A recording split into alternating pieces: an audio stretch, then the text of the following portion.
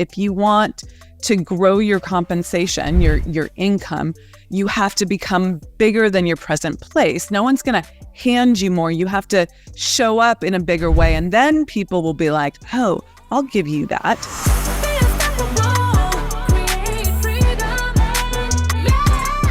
Hello, and welcome to another episode of the Unstoppable Woman podcast. I'm Amira Alvarez. I am the founder and CEO of the Unstoppable Woman, and I am super excited to do this today. Let me tell you what we're doing. One of my good friends and meditation partners, Jehna Han, is going to be interviewing me about my journey as a business owner. We were together in Mexico at a meditation retreat, and she started picking my brain and asking me, well, did you do this? And what about this? And what about this? And I was like, these are great questions. And stop asking me. Let's do this on the podcast and let's share it with everyone so that more people can hear the truth, the experience of my evolution, if you will. And so I've given Jehna carte blanche to ask me anything and to just go for it. And she is someone who is in the process of starting her own business. So she is looking at it from the lens of what does it take to really grow a business. So with that, I'm going to hand it over to you, Jehna. Welcome to the podcast. Thank you. Thank you for the introductions. Very, very, very happy to be here. I am excited. I have I've known you for about a year or so, and I just love how passionate you are about your business, about what you do, and it's so inspiring. And I thought, of all the people, right, they always talk about success people leave trails, and I want to see what is it about that you did and how you did it, and for people that are starting, that are interested in, like myself. And so I really wanted to just find out more about you. And because you have helped so many people, business people, taking quantum leaps to their next level. And it's just so brilliant. So with that, I wanted to go ahead and just check in with you and find out, for listeners that may not know you very well, give us a snapshot of how did you go from, let's say, working for other people into owning your successful business today? There was a period of time post-college where I was working as a shop girl, and then I was like, I want to move to New York. I want to move to Europe. And I did all this kind of like crazy stuff for quite a few months. And I came back to the San Francisco Bay Area with $75 in my pocket. Now, I was in my 20s. This was living on the edge a little bit, but I was young and I didn't have a lot of responsibility. And I ended up temping for a software company as a receptionist. And I loved that job and I was having fun with it.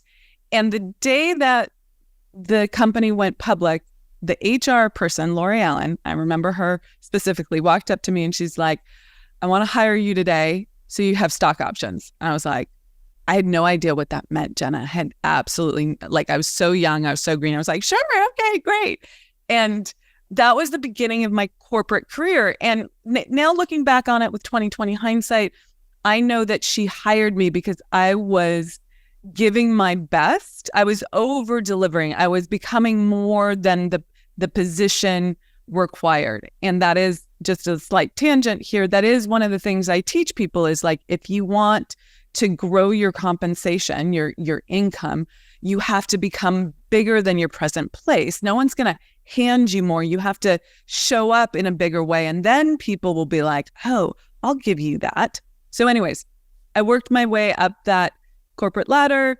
I ended up working for some of the consultants that I had hired. They hired me as a consultant. So I had an experience of working semi on my own, got hired at another software company, loved it, was doing great stuff, was a project manager, was working with the CFO, was doing all the things. And then the dot bomb happened in 2008. and the CEO was let go, and I like raised my hand for the severance package, and I was like, I'll take it. So I had 6 months of a severance package, which was amazing to have that latitude and freedom. And I had to figure out what I wanted to be when I grew up. I had this numbness in my fingertips from the way I was working, carpal tunnel. And I was exploring different ways to go about healing that. This is a long story, but I think it's interesting. I was learning something called the Alexander technique from this woman, and who later became a very good friend and colleague of mine. And she lived in this beautiful house with this like gorgeous studio in the backyard with like climbing roses. And it was just like idyllic. And I was like, I want that. I want that kind of life, that like spaciousness and beauty around me. And again, 2020 hindsight, I now know, based on my deep study of the laws and how the universe works, that desire is causative. And I claimed that desire in that moment. Like I was like, I want this life. This life looks great. I want this. That put a bunch of things in motion. And I ended up studying this technique, buying a house in the hills, had a studio. I put in some beautiful climbing roses. I created that life. And I had to figure out how to run a business, because that part I didn't know. So that was my transition from corporate to running my own business, was really like following the breadcrumbs of desire, saying, oh, I want this. Oh, this looked good. This feels good. I'm going to follow this, and acting on it, having a response to something and following it, and then recognizing, oh, I don't know what I'm doing here. Just because I'm good at what I do doesn't mean that I'm going to get clients. And, oh, I might have to learn how to do sales. I might have to learn how to do marketing. I might need to learn how to create offers and manage my time. And there was a lot. So there you go. That is great. Great how you went from where you were to, based on the desire that you had, that you envisioned, and that you followed that, even though you didn't know what you were doing. So that's brilliant how you did that. And I'm just curious, as did you know as at the start that you would become like brilliant business coach for so many unbelievable people, or did you discover that as you went? Yeah, I discovered that as I went, and thank you for the compliment there. No, absolutely not. When I started, I had a brick-and-mortar studio, a health and wellness business. I did not know what the future held for me. It wasn't a vision for me at all. Was I always interested in personal development? Did I have an aptitude for business? Yes, I will say yes. So my mother ran a law firm. She was a solo entrepreneur. And so she has an entrepreneurial perspective.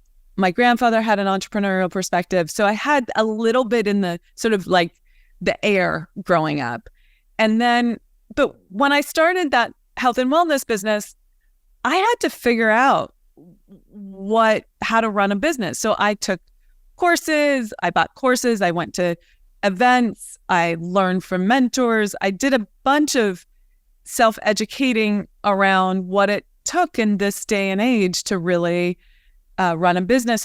And then I was fairly successful, and other people in my industry were asking me, how are you doing this? Mm-hmm.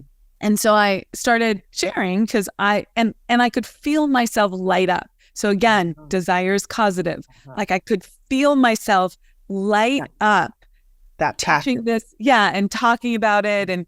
And so I went with that. We moved across the country at one point to the Midwest, and I had to figure out if I was going to keep that business going in a new place, like start over again, or do this thing that I kind of had this passion about, which was coaching people on business and talking about it. I was like, oh, I've never done that.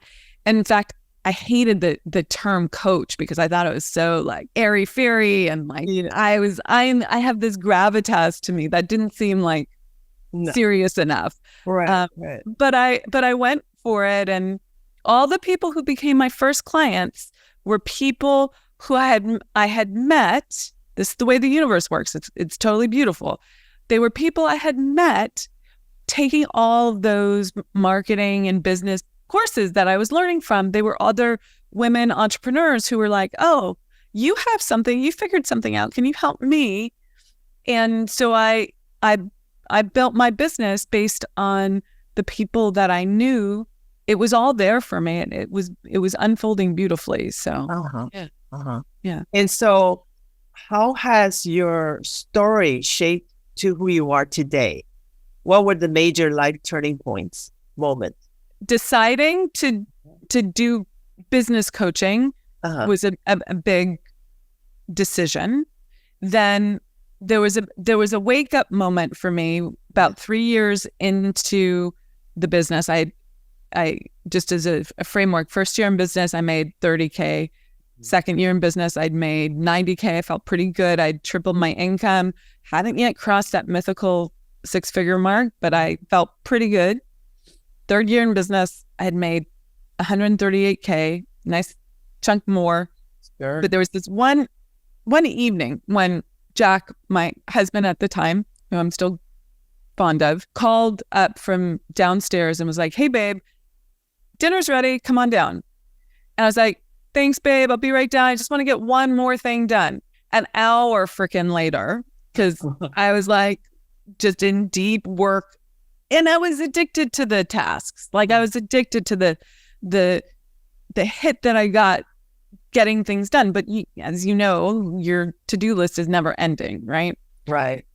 He was like, I'm going to start, no guilt. I mean, he's a great guy. Zero guilt. He takes care of himself.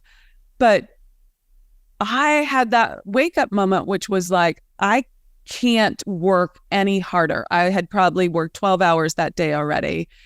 And I can't work any harder, like hours wise, to move the needle, to make more money. Like I can't double the time I put in, my hours, to double my income. And I was like, there's got to be a better way, right? There's a different way of working that I'm not seeing. And I have to get out of my own way, because I might be smart, I might be well educated, I might be good at what I do, I might be a good person, right? I might have good work ethic, but I am not Beyonce, right? I'm not Sarah Blakely. I haven't gotten to that level yet. And they are doing life differently. They're doing business differently. And I clearly don't know. That I had to admit, I had to be humble and admit, I might be confident, I might feel good about certain things, but I wasn't having my breakthrough. And so that year I studied success. I went deep into studying success, read lots of books. I worked with lots of different mentors. One in particular helped me change my thinking radically. And I had claimed that year that I wanted to make $1 million. I had heard that you can make your annual income, your monthly income.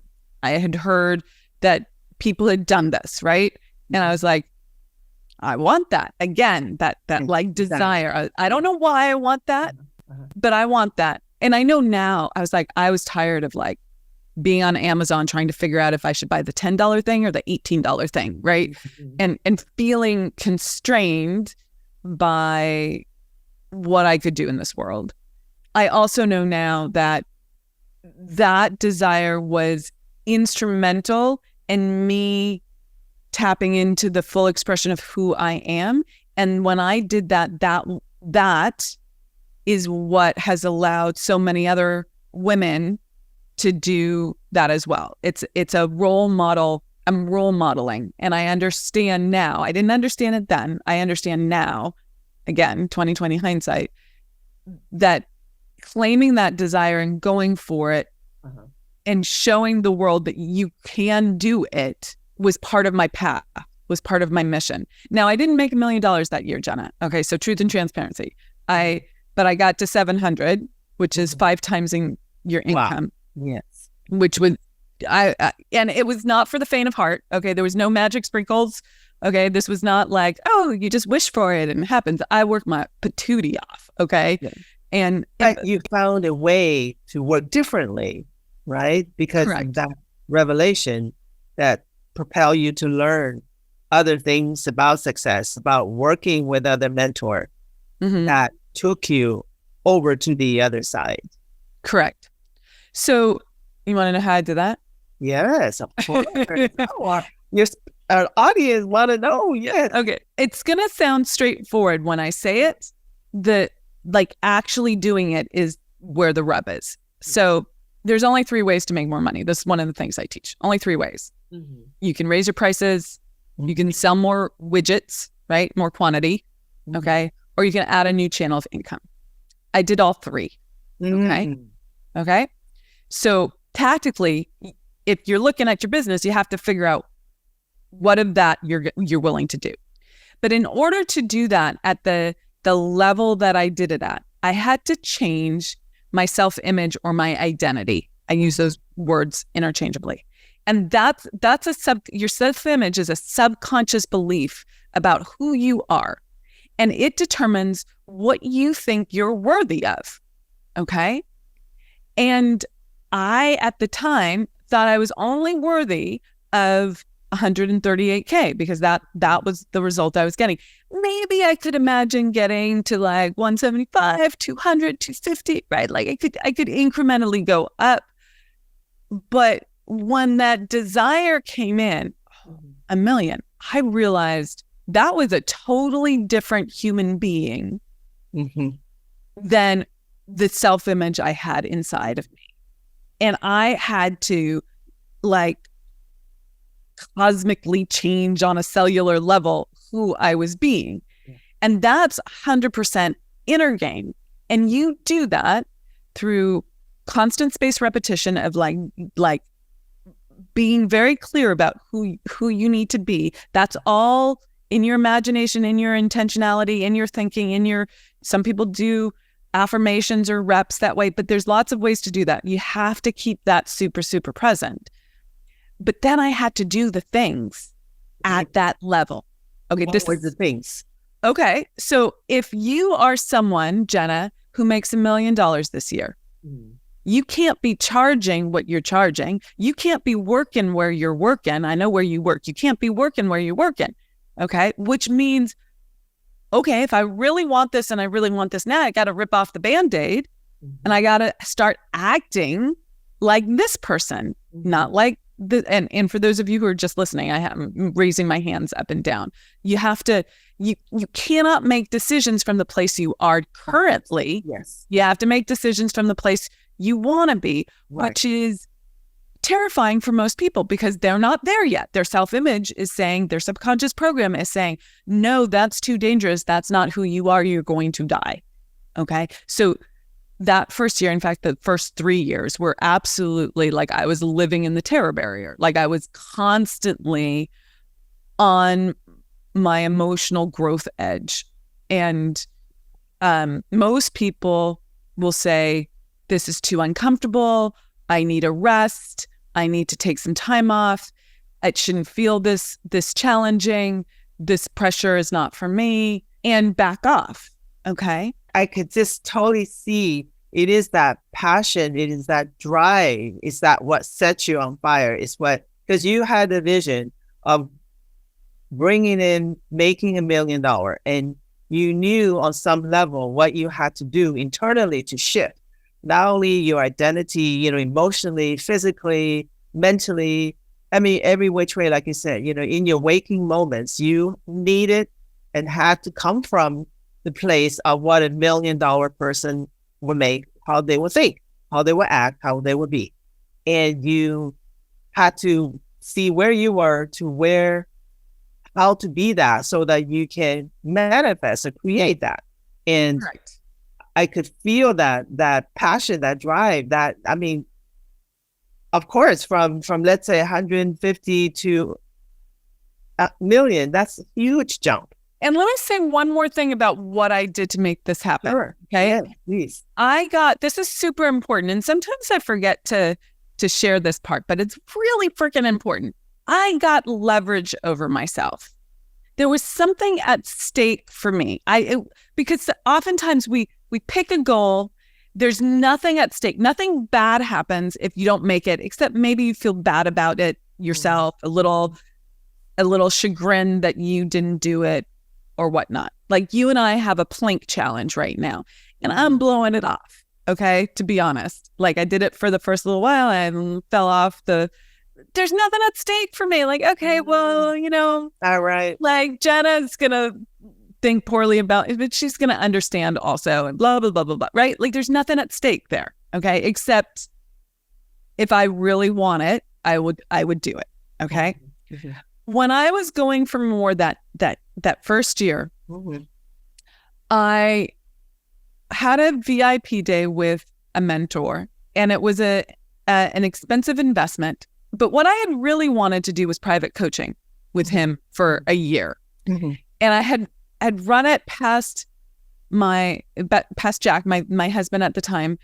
And because I didn't know how to make decisions for myself, by the by, everything had to be like talked about with him, which is fascinating because I thought of myself as a strong, competent woman, but I was turning to him for decision making. And he was like, no effing way. That, like, it was $100K.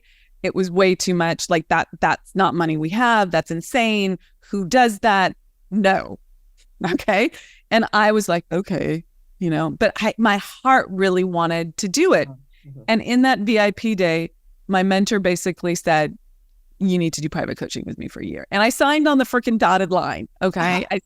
And I was in tears. I was crying my eyes out. I was shaking. My whole body was shaking, but I knew it was the right thing for me. And I was terrified that it was going to break the love bond, the trust with my husband. And sure enough, he was pissed. Okay. I got the cold shoulder for a good 3 weeks. And I felt a lot of shame and a lot of guilt. And I was curled up in a little fetal position for a good amount of time. Like, what have I done? Because you went against what he said. No. Yeah. Yes. Correct. But even deeper than that, Jehna, I went against an unwritten subconscious belief about what builds trust in a relationship, what is the right thing to do, when to defer, all those things about relationships and love, and where love and safety come from, and belonging.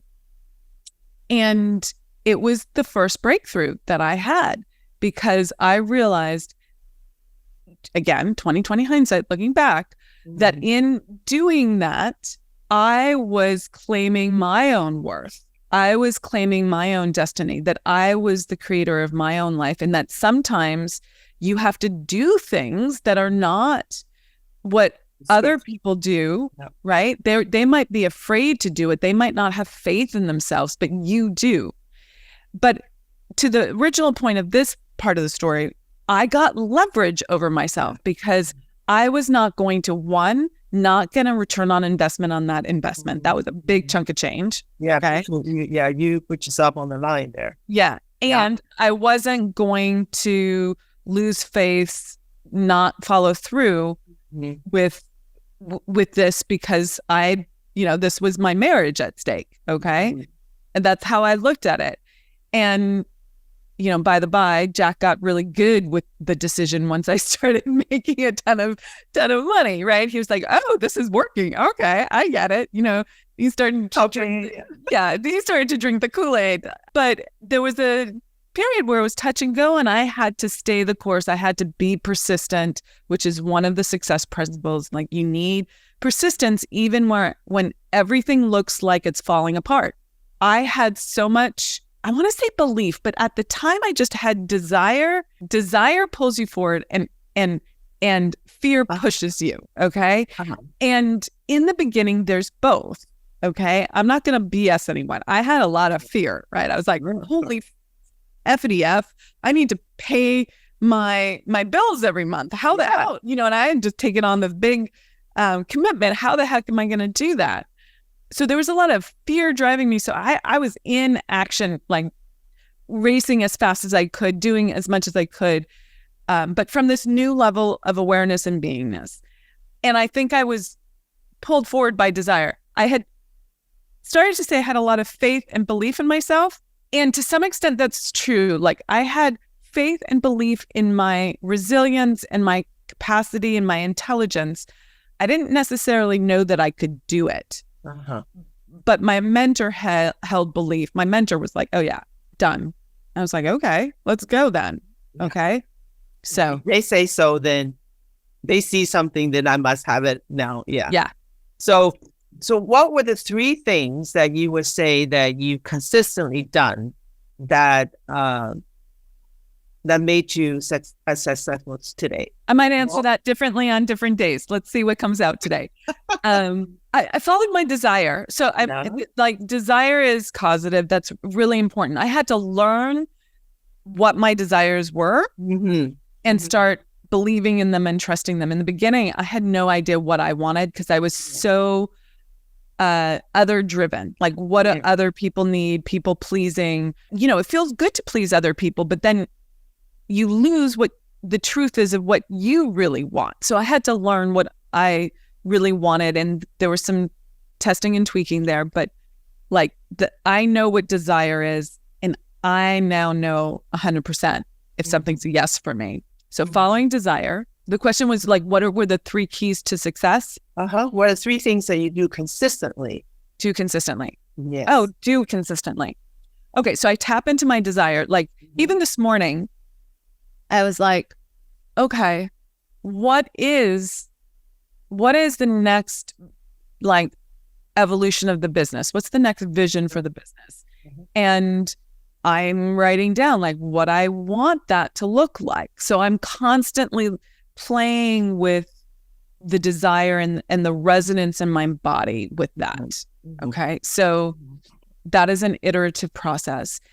The making decisions from the place you want to be, that's been a big one. And that's, Jehna, on all fronts. You know, personal life, you know a lot about my personal life, professional life. Like if I want this, that's at this next level, and I'm not there yet, I have to get myself there. I have to see myself there. And then I have to act as if I am that person already, even when I don't feel that way. Okay. Whether it's in a love relationship or in my professional life, you know, I need to act like that. And all of me wants to throw a tantrum in that moment saying, it's not just, it's supposed to be like this. Why can't it be like that? I should have it already, blah, blah, blah, blah. And I have to remind myself, no, you're not there yet. You have to act like you're there yet, and then you'll be there. And that takes a level of honesty and truth and persistence. The steps almost same as when you said you wanted to earn $1 million from where you were to where you needed to be. That journey, same as every time you had a vision of where you want to go, from where you are to where you want to be. That same journey and it's like the same every time because it's pushing beyond where you are now and your ideas about who you are and getting to the other side. It's the same methodology, almost the same discomfort of pushing through. 100%. Yeah. 100%. So like I have this little manifestation matrix that I teach. Desire is always first, but you know, sometimes once you get going, there's no starting point, right? It's a matrix, but there's desire, there's denial. Who am I to do that? No, it's not. It's supposed to be that way, right? You go into the noise, like all of that. We've had a lot of conversation about that. And then you have to make a decision. No, I'm doing this. This is where I'm going. I am committed to this, right? And then you take the action and you stay persistent and you expect it to happen and all the things. So what advice would you say, maybe you said it already, to give to people that are thinking of starting, like you said, maybe the matrix, what you said about, the denial, like who am I to think that I could do this? Because can anybody start doing their business? Anyone has the potential, but there's infinite potentials in this world. So you have to match to that potential and consistently claim it for that potential to be the one that comes through. I don't think being in business for yourself is for the faint of heart. Okay. Okay. Especially if you want to build, if you're someone with a 7-figure brain, right? If you're someone who's like, I really want to work at this level, this is not for the faint of heart. There's a lot of risk that you have to, and uncertainty that you have to be willing to experience. Yeah. And I think that's really important. Oftentimes people are not risk takers. So I think there are a lot of people who want the freedom and the potential upsides, the time freedom and the money freedom that come once you've built a business that works effectively. The first years of my business, like I've shared, I was working crazy hours. I put in sweat equity. Okay. Okay. I put in the time.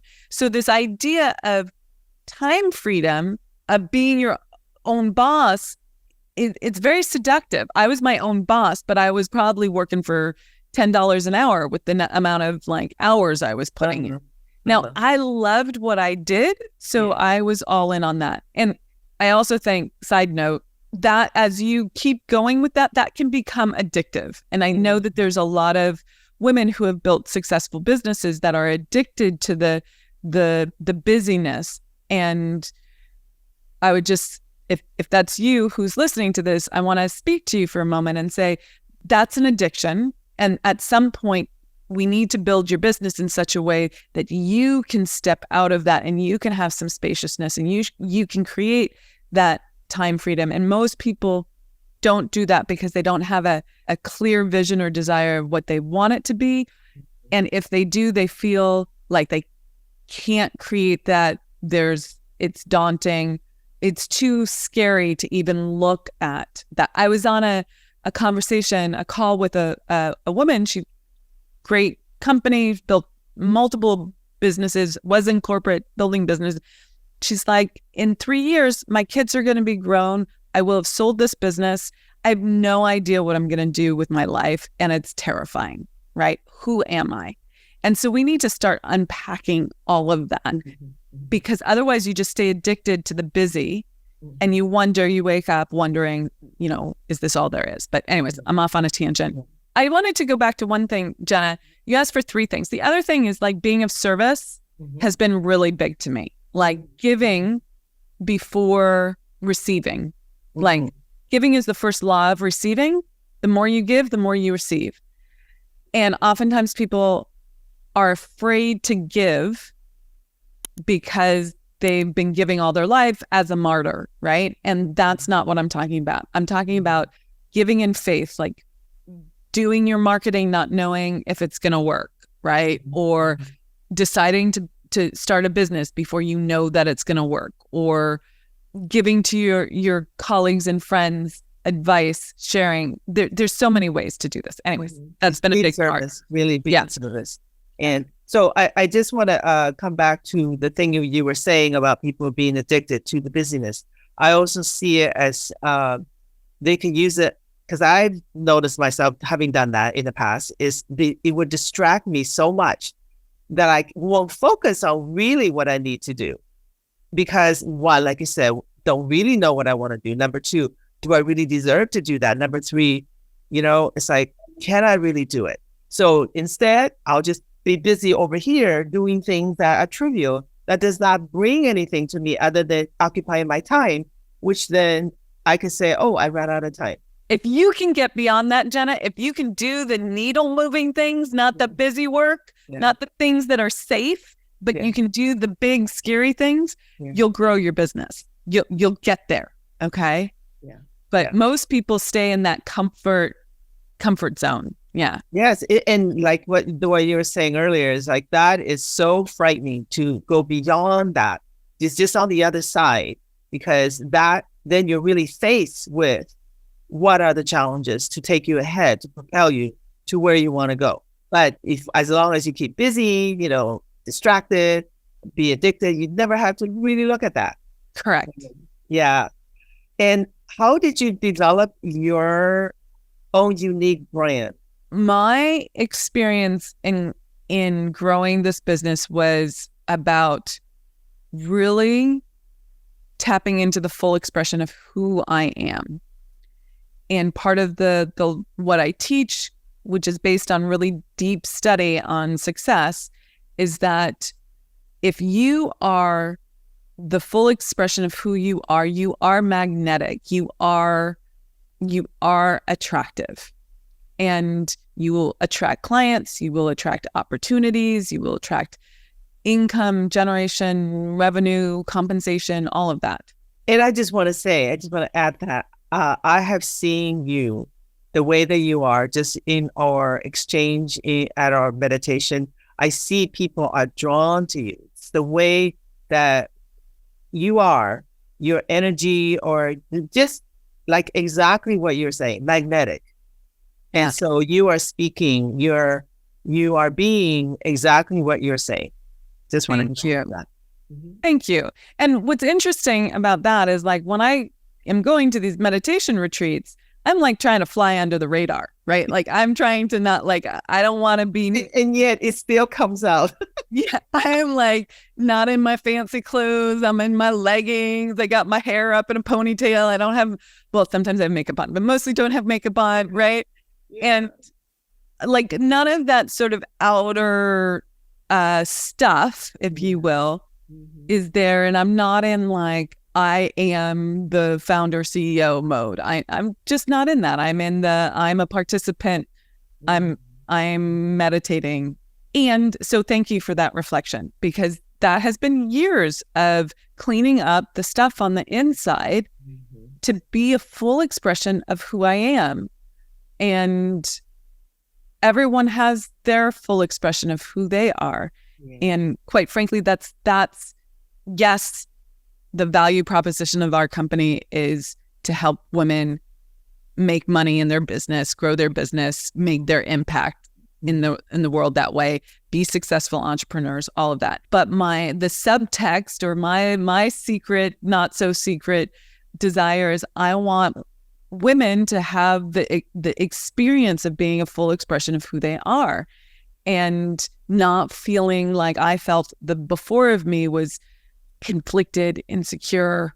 You wouldn't know it from the outside. Okay. On the outside, it looked confident, but I was always wondering if I was doing the right thing or did I F up? And it's not that I don't have self-awareness now or question, like, is this the right thing to do? I'm always I shouldn't say I'm always self-aware. That's a little too much, but I bring self-awareness to my decisions and I don't think I'm all that and more, but I have a level of grounded confidence in myself that I didn't have before because I've moved through so many of the self-worth issues and all of that.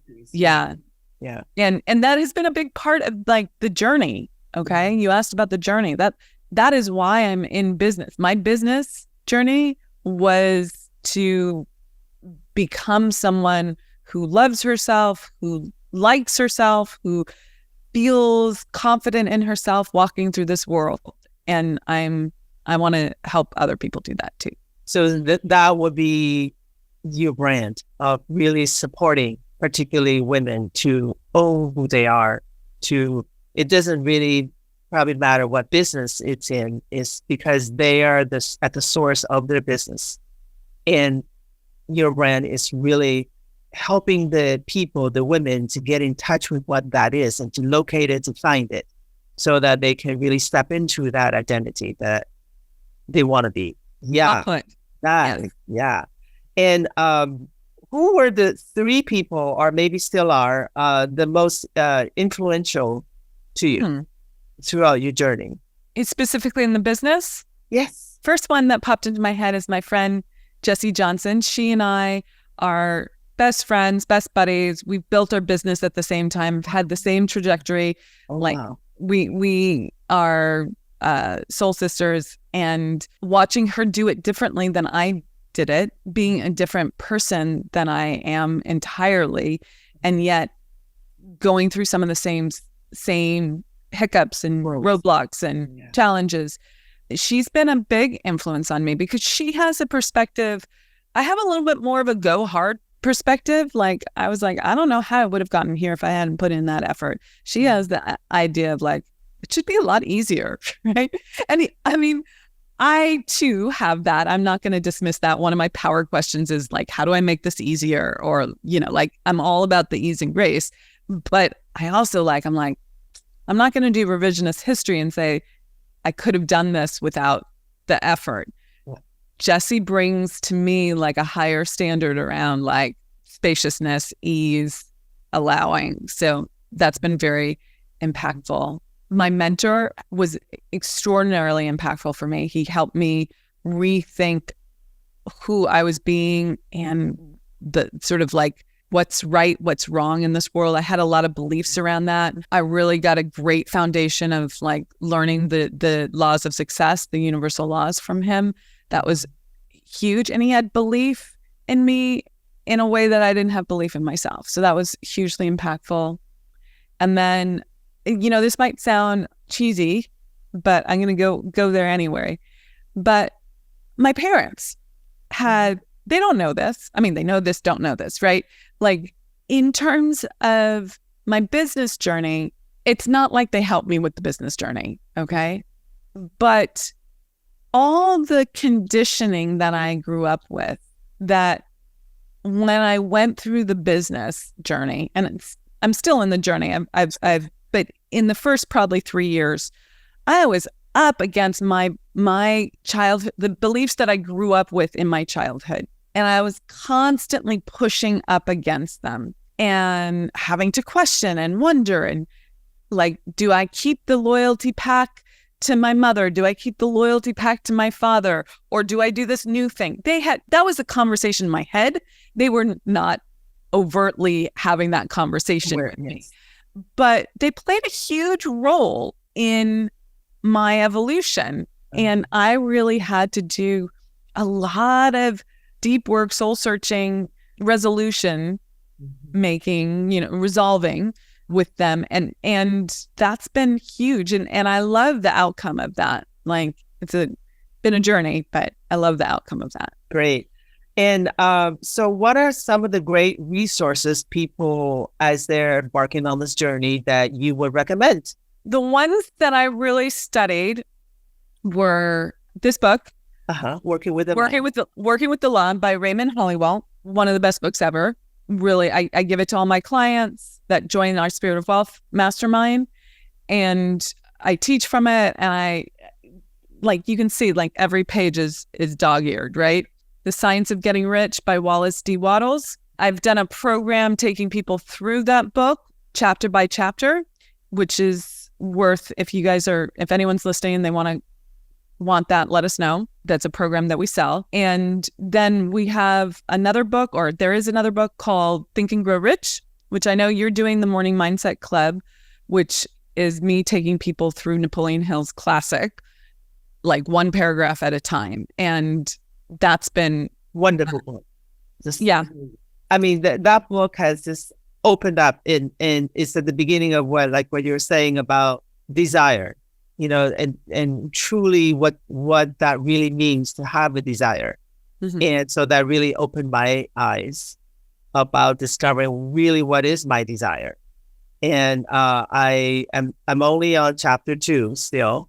And just reading it has already shifted my concept and my ideas. Yeah. How to go towards the business that I want to manifest. As we're coming closer to the end, I just wanted to recommend how will people locate you? How would they find you? Everyone knows. So this podcast, you can go to the unstoppablewoman.com. We have tons of resources there. That's the best way to find us. Yeah. Okay. So now that you have built this amazing, successful business to help entrepreneurs, people, what is some impactful things that you would really like your audience to know starting this journey for them? Well, if you want it, go for it. I think that's pretty straightforward. It's like, if you want it, go for it. Mm-hmm. The other thing is like, if I can do it, you can do it. If they can do it, you can do it, right? That was a big thing for me when I saw that other people had, it's not everyone, but enough people had done what seemed extraordinary or impossible. I'm like, well, then I can do it. Okay. And even if someone hasn't done something before and you want to do something, there is power in claiming that desire. That is part of the creative process. Ideas are simply the parallel pole to that in the 3D material world. And it all starts with an idea. So if you have the idea for creating something, and even if no one's ever done it before, or you haven't done it before, if you have the desire, if the desire is felt, the supply is ready to appear, right? Like it's matching to something in the here and now. Now you have to call it in, you have to do the work, you have to take your action and be participatory in it. But, if you want it, go for it. So I have one more question for you. Okay. You know how everybody talks about success, right? We want to hear about how people got to where they are, success. And I want to, for just 1 second, talk about what was it about a fear or a failure that it happened throughout your journey that you have learned and grew from, that has been instrumental to who you have become today? What was it that you thought maybe you failed at that time, but you had such a great lesson out of it that you're able to continually use it today? So let's do one that's pretty straightforward and one that's less straightforward. Okay. So when you're in business, you have to invest money. You have to buy things. You can't do it on your own. Okay. You can't have the mentality, I'm going to do everything on my own. You have to hire people to help you. Otherwise, you're going to be splayed out. So there was one point where I hired someone who came to me as a referral. This was a marketing person, and all the red flags were going off, but I thought I was too junior. I was too scared. I was too whatever. So I ignored those red flags and I hired him anyways. Now the red flags, just in case you want to know what they were, was I was reading his contract. Yes, read contracts. Okay. And I had 5 questions for him on his contract. And he wrote back and he said, no one's ever questioned my contract before. That was a giant red flag for me. Like when people enroll in our coaching programs, they sign a coaching agreement. And if anyone ever has questions about it, because it's a legal document, I'm like, yeah, either me or someone on my team are like, yeah, we can answer all those questions. Yes, this, no, that. We want people to be 100% when they enroll. The fact that he said, no one's ever questioned, kind of talking down to me or dismissing or not being open, being closed, was a giant red flag. But at the time, I was like, oh, this person came referred by someone who's bigger than I am. I should just go for it, blah, blah, blah, blah, blah. And I spent $30,000 with him, and it was the biggest freaking mistake expenditure.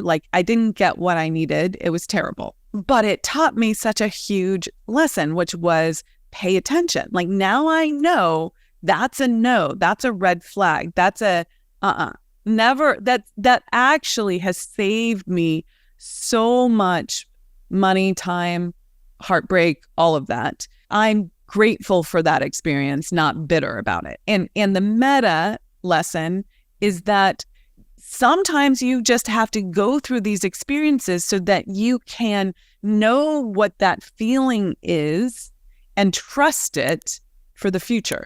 Now I know, and I can trust myself, right? Okay. Yes. So, and I think that's really the lesson that I was going to call out on really everything is one makes mistakes. We F up as humans. Okay. It's just part of being human. Okay. And you don't get to a place where you stop effing up. Okay. Maybe you F up less. Maybe it's not as egregious. Maybe you don't do it in the same ways, but you still mess up. And if I can learn from the experience, I always grow. There's always an opportunity within the challenge. And you and I were talking offline about that in our little chat. And that is a philosophy that I hold, that I teach. There's always an opportunity. Big challenge, big opportunity. Big problem, big solution, right? There's always something. It's two sides of the same thing. This is the law of polarity.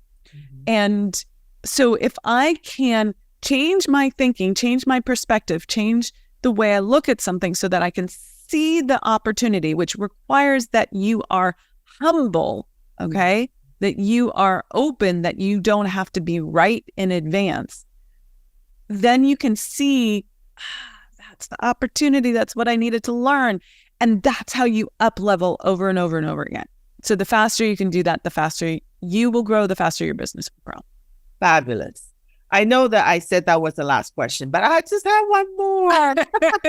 Okay. Fun. This is fun. What inspired you to name your business from Quantum Leaps to Unstoppable? Because I love that name. How did that come to you? What inspired you? So in the beginning, it was Quantum Leap Coaching, like the first day that I started the business, right? I was very junior, and that was the me that was like aspirational, and like I was trying to build this business and everything. And a number of years ago, it must be 5 years ago, 6 years ago, maybe, I don't know, I'll have to look, but we changed the name. And really, Jehna, it was just a download. I got this download, The Unstoppable Woman, and I was like, oh my God, that's it. And I trademarked it, and it's ours, and all of that.